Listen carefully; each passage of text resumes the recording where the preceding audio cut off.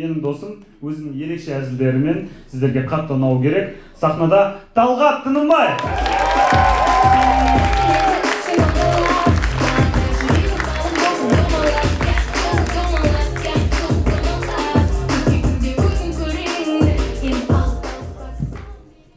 Қалайсыздар?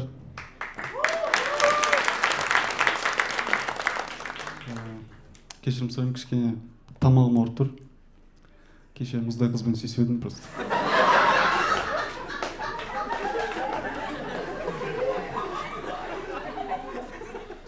Мен коммуникацияға жоқпын, оны мойындаймын.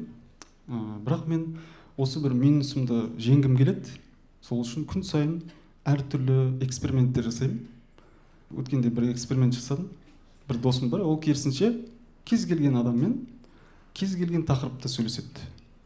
Мысалы, өткенде таксиге отырды да. Такси тоқтаттық. Абая 1200 деді.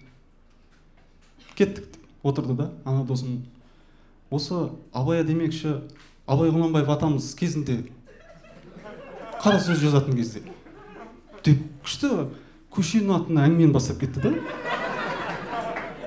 Не деген, мынау тапқырлық дедім.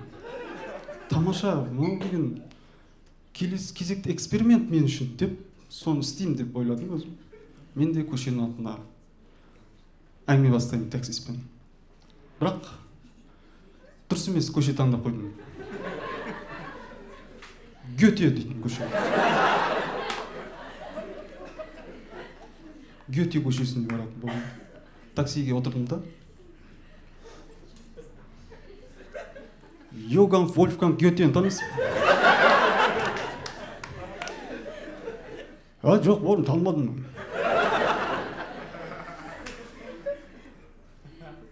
Немецкий писатель, философ. Бауырым, танымадым, қойшы. Мына жерден түсіп қалайын. Ашуланып түсіп қалдым. Үйге бардым, ызаланып. Қайтпау керек, мақсатымнан қайтпаймын мен. Жалғастырамын дедім да. Жақсы бір көше таңдадым, Абылайхан деген. Абылайхан туралы бәрін зерттеп біліп, все, мен таксист мой сегодня. Таксиге отырып алдым да. Абылайхан атамыз кезінде десем, орыс болып шықтым. Прям сары орыс, прям таза. Ресейдің туын іліп қойған. Андай сары орыс. Аяз түсес, қызарып кететін орыстар болды. Семіз. Жас кезінде ана жерге фигурасы әдемі қыздың татуировкасын салған. Ол кейін фильм ба бірдеңе болып. Сондай Абылайхан кім екен білмейді ма, яғни. Бірақ мақсатыма қайтпаймын дейді. Можете через Пушкина ехать.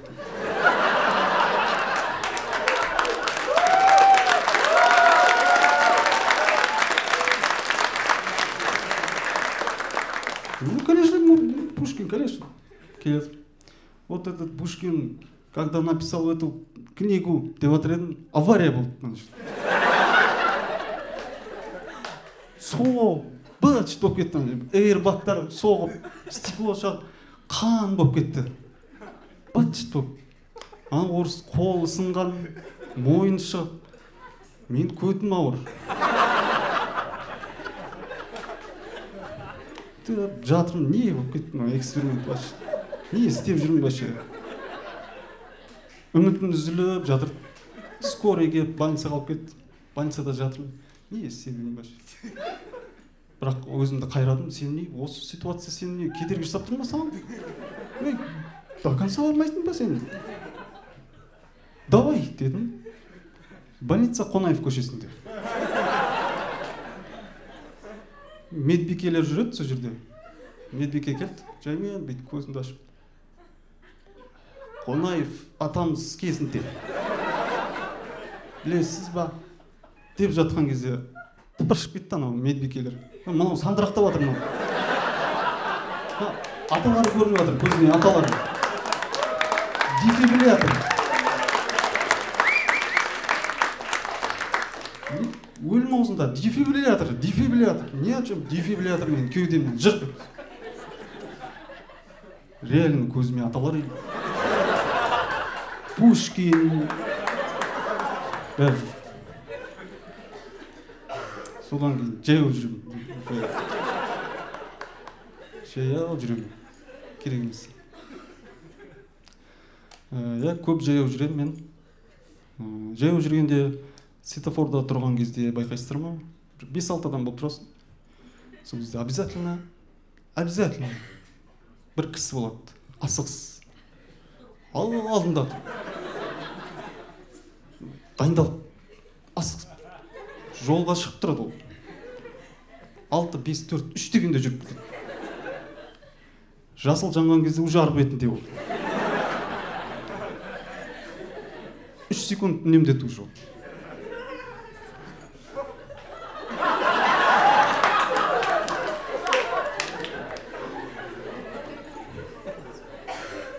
Ол әр светофордан 4-5 секундтан үнемдеп жинайды деп ойлаймын мен.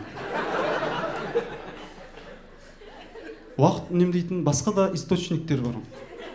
Мысалы, эскалатор. Қарапайым адам эскалаторда просто тұрады, Оп, деп кетесің. А ол тұрмайды. Ол жүгіреді ол. Өтіп кетейінші. Одан үнемдейді. WhatsApp'та туған күнмен десе, ол здыра дей салады ол. Билет алғысы келсе, ол кассаға барып тұрмайды. Ол арзан әуе билеттер жүйесі Aviasales KZ-тен алады.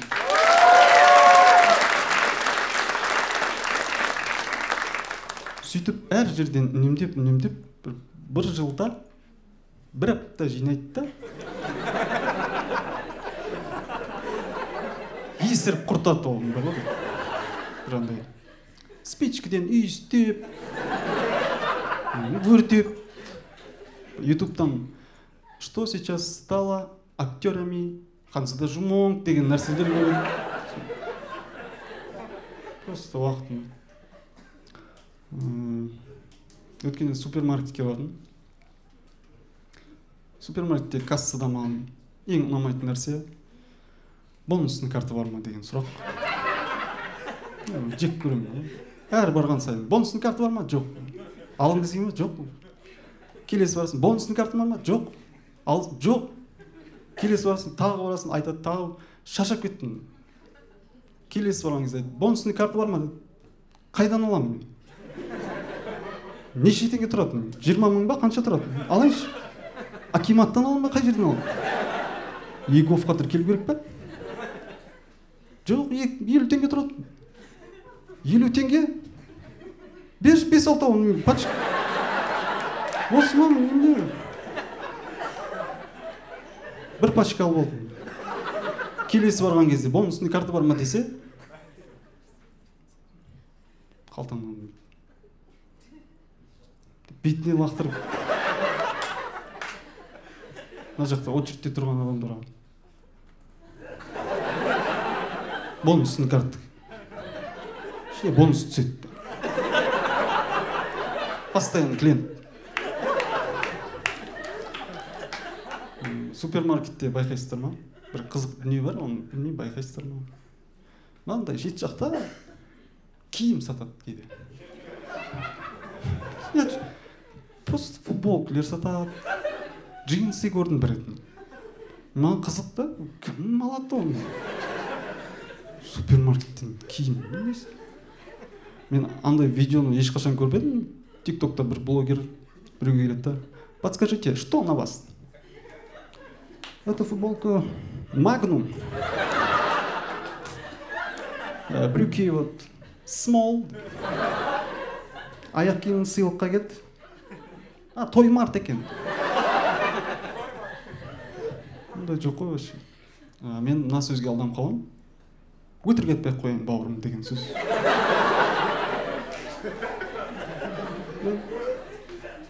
Бір кісі сатушы. Бауырым, өтірік айтпай қояйын, аяқ киім 40 мың теңге негізі. Саған берейін 3-ке. Еще өтірік айтпай ақ қояйын дегенде мимикамен вообще усиление қылып жіберетін. Бауырым, өтірік айтпай ақ қояйын. Мен деген добрый екен Макс, 37 скидка жасап. Алданып қаламын. Мен жалпы қазақ тіліндегі солдай сендіру фразаларына слабыймын. Бір досым өткенде Бека деген, Талғат, мен дастарханда нан тұр ғой. Трамптың немересімін мен негізі. Мен қазір 3 досым бар. Сол Трамптың немересі, Криштиану Роналдудың бөлесі бар. И үшінші Джеки Чан. Джеки Чан чуть-чуть сомнением бар енді шамалы. Қой енді Джеки Чан емес шығарсың енді десем. Ой, тіл жамылып тұр ғой Джеки Чан. Көп рахмет, менде осымен